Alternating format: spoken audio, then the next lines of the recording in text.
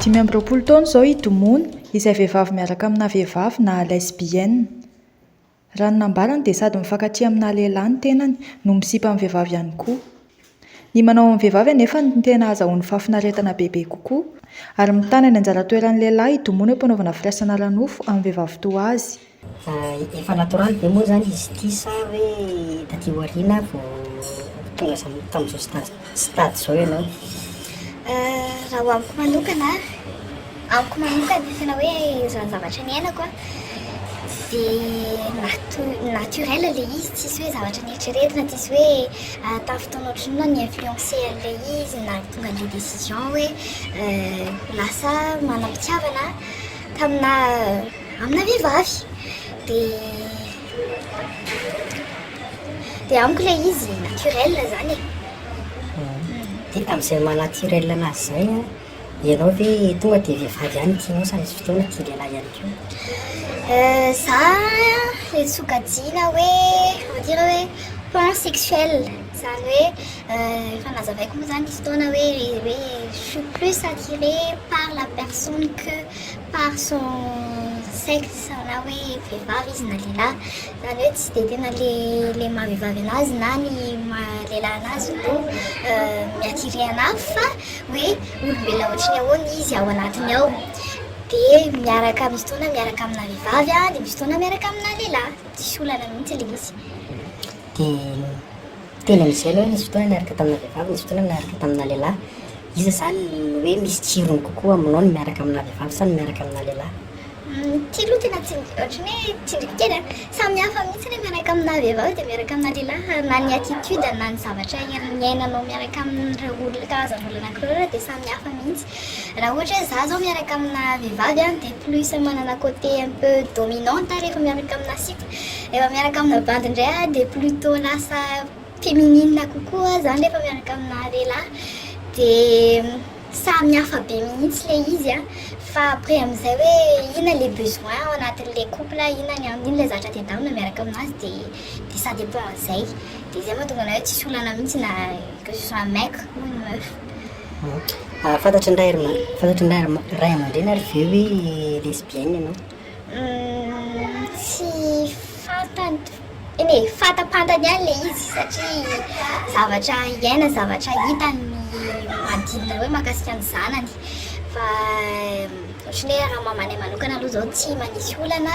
Tany am-boalohany izy somary ohatrany hoe gagagaga kely fotsiny satria misy vehivavy izay eritreretiny fa hoe ohatrany hoe mihoatra kely amin'ilay mahazatra ny approche sy fomba fiarahana sy izy iny somary nasadahatra kely anazy tany am-boalohany, fa rehefa taty aoriana tsy dia nanisy olana izy, tsy dia manisy problème ihany koa fa sokatra kokoa arany.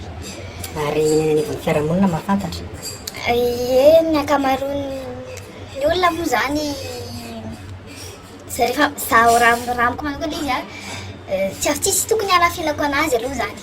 Fa raha amin'ny mpiara-mianatra, mpiara-miasa, maro no mahafantatra les situations sy les cas sy les zavatra le hoe za ohatran'izay.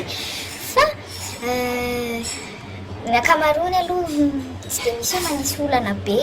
Moa ny namako matetika olona mandray sy misokatra ohatrany hoe ouvert d'esprit dia tsy dia nanisy olana ilay izy. Zany hoe tsy menatra zany ianao amin'ny maha-lesbienne anao?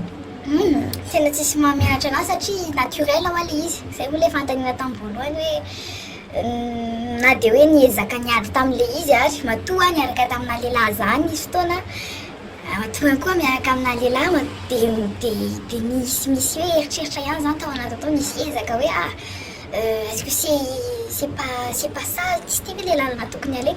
Fa rehefa tena iainanao ilay izy, efa hitanao dia tonga amin'ilay olona karazana ohatrany hoe manao karazana acceptation de soi rehefa tonga aty aoriana dia manomboka tonga sainantsika kely hoe ohatrany hoe ke tu te définis comme quel genre de personne, telle personne dia tsy amiko ilay izy naturel mipetraka amin'izay mahanaturel anazy zay dia tsisy tokony hamenatra mihitsy.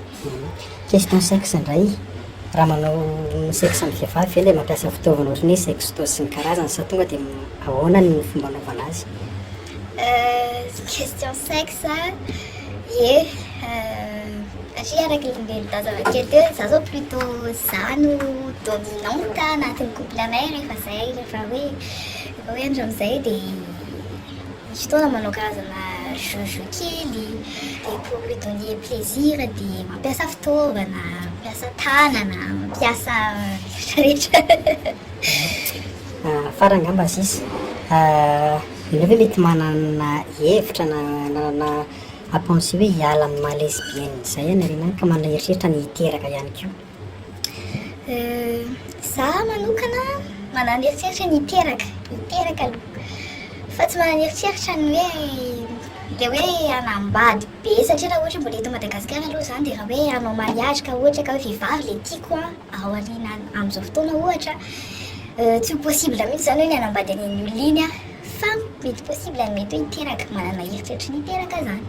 Raha ohatra koa sendra olona anankiray malala-tsaina any aoriana any manaiky amin'ny an'izay hoe ohatra ny te hanataralaka zay dia mety misy zay possibilité zay fa ny hoe hanambady mety tsy possible satria raha ohatra ka zay hoe vehivavy zay moa zany hoe rana dia mety ho sarosarotra fa raha ohatra moa zany lehilahy no zay le tena amy soir miandry anahy dia miaraka dia mety hanambady dia mety hiteraka normalement araky ny eritreretin'ny fiarahamonina normal.